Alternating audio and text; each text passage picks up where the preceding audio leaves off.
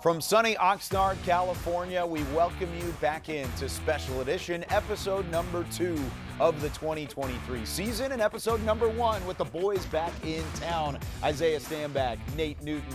I'm Kyle Youmans. We're missing Barry Church. I mean, where's he at?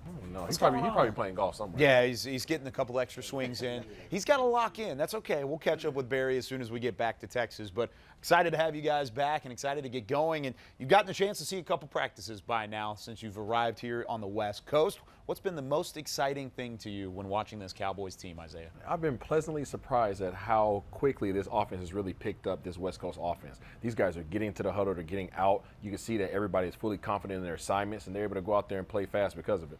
Just watching Coach McCarthy and Dak talk, man, after every play, what do you see? What was that route?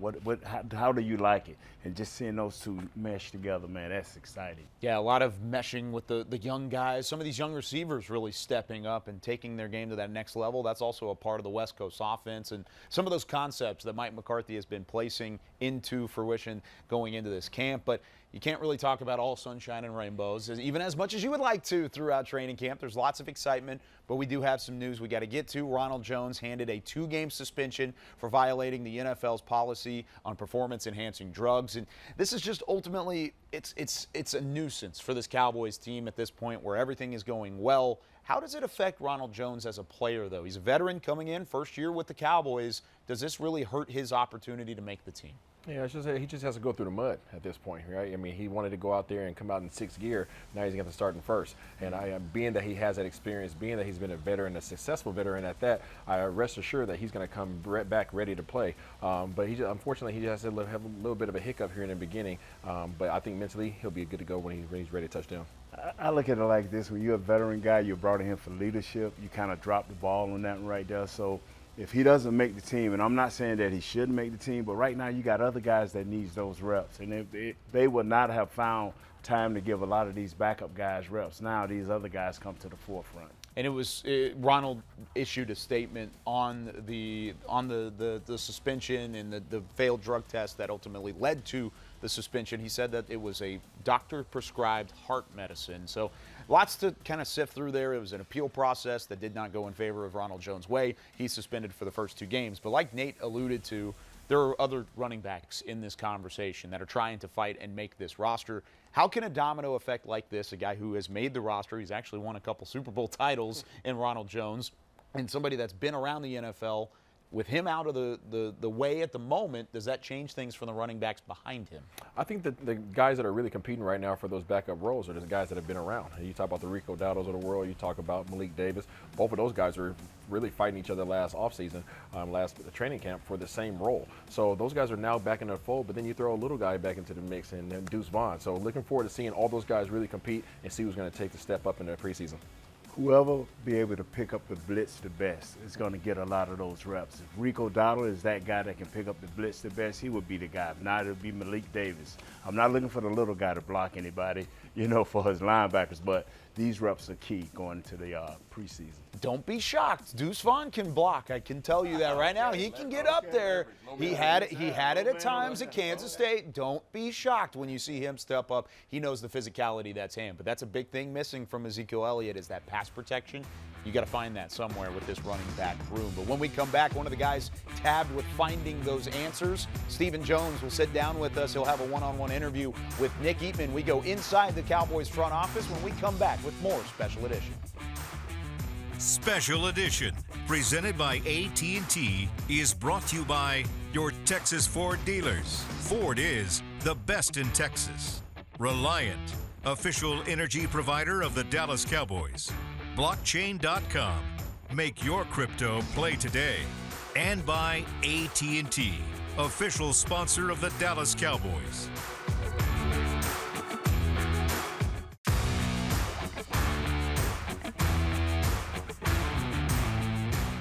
This segment is brought to you by the NFL Fan of the Year, presented by Captain Morgan. Welcome back into Special Edition here from Oxnard, California. And before we continue on, we've got to talk to the front office. Their job is never done. Roster acquisition continues, even into training camp. And our very own Nick Eatman sat down with Cowboys COO Stephen Jones. Thank you, Kyle. And as always, joined here by Stephen Jones, Cowboys Chief Operating Officer, and we got this nice view. We got you in the shade here today. This is kind of a new look at training camp. What are your thoughts on it? It seems like every year there's something kind of different about it, and this is the biggest one here. Well, we were just talking about it. I agree with you. I mean, it just creates great backgrounds, great views. We're sitting here watching our team do a walkthrough on a mock game and just overlooking them, and it doesn't get any better than this. One of the things that head coach Mike McCarthy said last week that I thought was really interesting is that we really didn't want to schedule practice with another team. We didn't feel like we needed it. We have so much depth here that it's better to just practice against your own. What does that just say about the depth from 1 to 90 here? Well, it says all you need to say. I mean, we do have a lot of depth here, and the competition out there is happening, and you feel the intensity level at the practice. Certainly a lot of pride, both sides of the ball. I feel it in the meeting rooms when I'm watching tape. They're going at one another right now and poking and jabbing at one another. You can see the friendly fire out there with Dak, with some of the defenders and going at one another. So, it's very competitive, and certainly these young guys are going to make it even more interesting. The young, our young Brooks, our wide receiver, is really making some big plays. He's long. He seems to come really easy to him. He's able to move around all the position groups. Tolbert is starting right where he left off in terms of his offseason back in Dallas. He's come out here, played really well. So a guy like Overshone's doing some really good things. Let's go back to the receiver, the receiver part. Jalen Brooks, like you said. Kevontae Turpin is also, it seems like he's getting his feel for the offense. We know what he can do as a returner, but he seems like he's taking a big step as a receiver. Coach McCarthy and Schottenheimer made it a real priority to get Turp involved in the offense. He's too dynamic in space. Certainly you can see some of the speed shots they're using with him in terms of the goal, even the goal line, in terms of letting him outrun someone to the corner, although Diggs didn't let him do it to him. He got there in time to make the play. But I do think, Mike's very creative at wanting to utilize some of the skill sets we have on this team, and that includes Turpin, Cooks, a guy like Deuce Vaughn. Was exciting this week, making some great cuts. And, here at training camp, we don't take our players to the ground when we tackle, so they kind of do that. But I think the defense was calling him down, and I don't know that he would have been down on some of those. He might would have. I think he was spinning out of some of those shots. We'll see, but it'll be exciting to see these guys, once we get in some of these preseason games. All right, well, we're definitely can't wait to see that. We appreciate you stopping by here. We'll throw it back to Kyle and the guys in the group. You can catch the entire interview with Stephen Jones on DallasCowboys.com. As always, brought to you by Reliant. When we come back, Jalen Tolbert off to a fantastic start in training camp so far. Can he continue building into the 2023 season? This segment was brought to you by the NFL Fan of the Year, presented by Captain Morgan.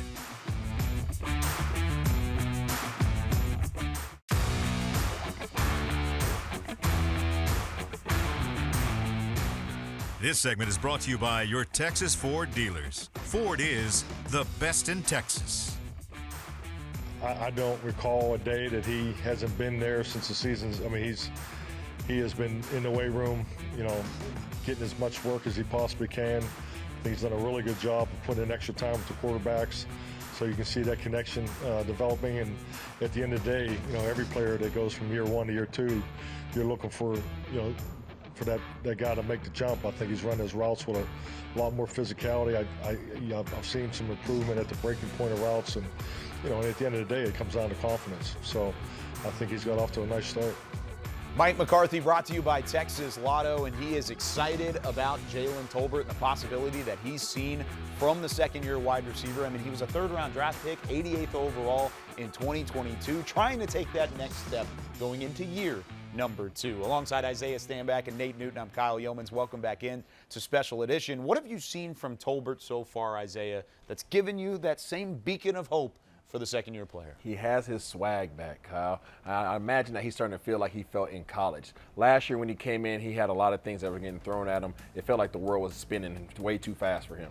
This year, he's had a full offseason preparing himself physically. He came out a little bit more bulky, a lot more explosive. And because of this offense, because of the fact he's had OTAs and now training camp, this dude is playing with a bolt of confidence. He's playing fast. He's getting in and out. Even his motions are fast. There's no hesitation in this kid right now, and he's going to attack the ball. And that's what I've seen, Isaiah, is that he's been confident in his routes. He knows where to be. He runs out to the line, and he lines up now, and he said, hey, I'm up. Yeah, they say he's up, and he's ready to go, and he's playing outstanding. And talking to the coaches, they feel good about it. It's a different player than what you saw in Completely. Week 10 against Green Bay, and when he was called offsides for stepping up and lining up a little bit over that line of scrimmage. Now, can you say the same thing about Kevontae Turpin? Have you seen that same sort of growth, Nate, in another player that's trying to take the next step? You know, he's used to the limelight. He's always been a big-time player, and now they put him in that situation. The other day, I saw him in red zone, man. He was lighting folks up. So even in the middle of the field and on the open field, he's good. But I think he's going to be extra quick in the red zone. Yeah, he's going to hurt some people, man. He's really going to kill guys on these routes because a lot of these routes are really intermediate routes, meaning that they're anywhere from 5 to 10 yards, and that is his pocket right there. Whenever he's able to be shifty and be able to get guys going in one direction and go to other and catch the ball, his yak yardage, yards after catch, is going to be serious.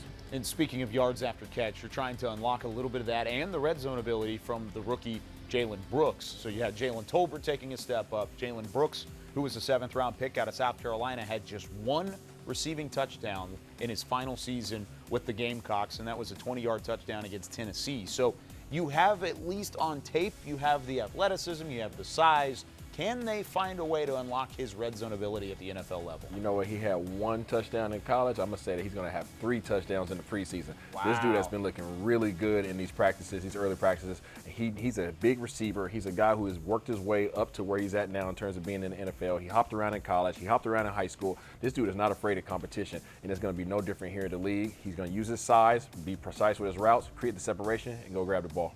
He's like you say, he's got length, he's got big hands, he's got long arms. And every day I've been out here, he's made at least 2 great plays, whether it's red zone, whether it's out in the open field.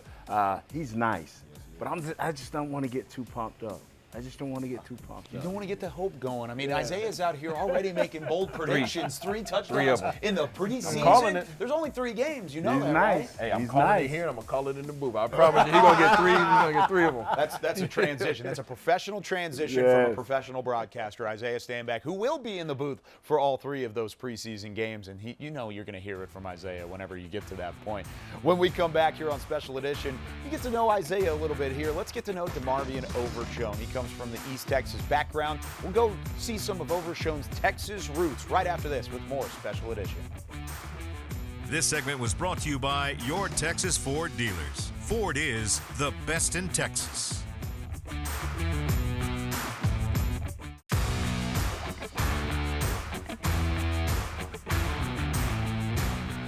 Welcome back into Special Edition on the site of Cowboys Training Camp 2023. And, of course, in practices and training camp, all eyes are on the rookies. You want to see some of those prospects continue to elevate their game. And our very own Haley Sutton had a chance to catch up with 3rd-round pick Marvin Overshone, who's got an interesting story. Haley?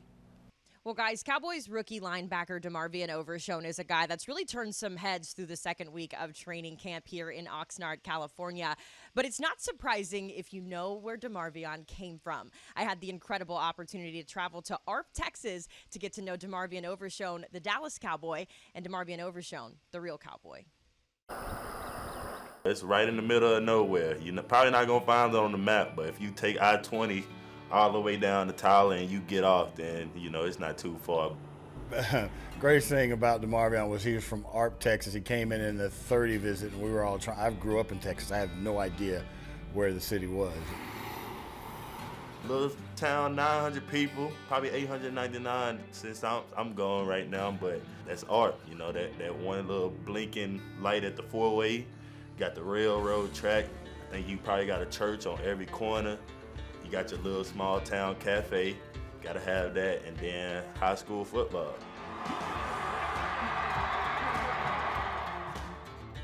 Coming from a small town, I always kept that part of me, because I was I'm staying true to myself, because that's what got me to Texas. That's what, got me here now. And growing up like I did, it shaped me into who I am today. So we was the type to either we have a bonfire, so especially after playoff games, any playoff game, we was having a bonfire afterwards. How different was that from when you went to Texas? See, Texas, I had to find myself again at there because I was lost when I first got up there. But it made it easier. Like, that's one thing about playing football that I always, enjoyed and appreciated because it brings people from all over together. This is where it all started. I'm talking about Pee Wee football and everything. This is it. And I tell people, like, they never believe me, but when I say it was cattle mooing, like, during Friday night games, like, you see that it's real life cows in the backdrop of our football field. So obviously, DeMarvion, this is a place that's very special to you. This is kind of where it all began. How does it feel to be back here? It definitely feels good. I never take it for granted being back here. Any chance I come back home, I stop by, hoping to catch, just a couple of the high schools around because I love telling the story of, my story. It's like I say, it's good just to be walking on this field again. In Dallas Cowboy gear, like I know, right? Not in Arp Tiger gear, in Dallas Cowboy gear. Walk it this way. Easy. Pretty good. This, if I was to call it anything, I'd call it family home. This is somewhere where I come all the time, whether it's be with the horses or just to be back out here, just to feel like home again. He talked about his affinity for cowboy boots and he was a cowboy, so that's the right stuff for a linebacker, is being rough and tough like that. And his speed and his energy, he's so much energy that he plays with. He lives his life with. You talk to him, he's 100 miles a minute, and you see that on tape as well. I'm here to, take jobs. I'm here to, compete and make the team better and win. Football has changed my life in so many different ways, provided so much for me and my family that I feel like I owe this game so much more than just to go out there and just play just to play.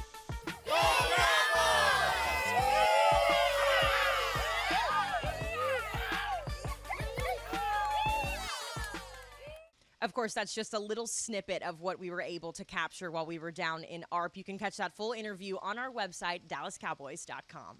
Thank you so much, Haley, and of course, Marvin Overshone. He's a player to watch going into the regular season. But when we come back, both Isaiah and Nate will give their players to watch in the first preseason game as Dallas gets ready to face Jacksonville coming up on Saturday the 12th. We'll talk about which players you should keep your eyes on right after this.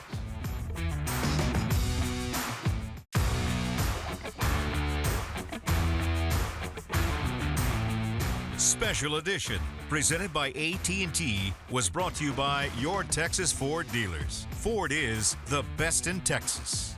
Miller Lite, the only beer of the Dallas Cowboys. And by AT&T, official sponsor of the Dallas Cowboys. Welcome back into the final segment of Special Edition alongside Isaiah Stanback, Nate Newton. I'm Kyle Youmans, and we have one show. This is the final show before football is back. By the time we record the next Special Edition, the Cowboys will have already played a preseason game against Jacksonville, August 12th. It's a Saturday. Mark your calendars, 4 p.m. Central Time kickoff. I'll be on the call alongside Isaiah Stanback, Bill Jones, and then you heard from Haley Sutton in the last segment. Haley will be on the sideline, but I want you to give me a player to watch, Nate, on who we should keep our eyes on going into that game against the Jaguars. First round pick, Mozzie Smith, number 58. I talked to Dan Quinn, and he wants to make sure this kid concentrate on stopping the run. So he'll play first and second down over the center and both guards. They won't move him anywhere else. His main job is to stop the run. Hey, Big Greasy. Finally got somebody in the middle, right? I'm going with Jalen Brooks. I know I just mentioned him, but Jalen Brooks is going to be an absolute beast. I mean, this guy right here, his frame, he's about 6'3", about over 200 pounds. He's a big, stocky receiver who knows how to go out there and use that to his advantage to get these little DBs up off of him. I plan on him being a possession receiver in the preseason, but also going up there and making some big plays in the red zone. I'm going to pick the guy that Nate said can't block, and that's Deuce Vaughn. You're going to find a way to get Deuce loose on the field. Wow. He's going to get through the line of scrimmage. He's going to make a great block, and it's going to be a lot of fun. Nate, what's your prediction for the game? Hey, we winning. By 1 point. I don't 1 care point. if it's preseason. I don't care if it's. Well, I ain't talking Super Bowl, but just about 1 Okay, point. I like it. For Nate Newton, for Isaiah Stanback, I'm Kyle Youmans saying so long here from Oxnard, California. We'll see you next time on Special Edition.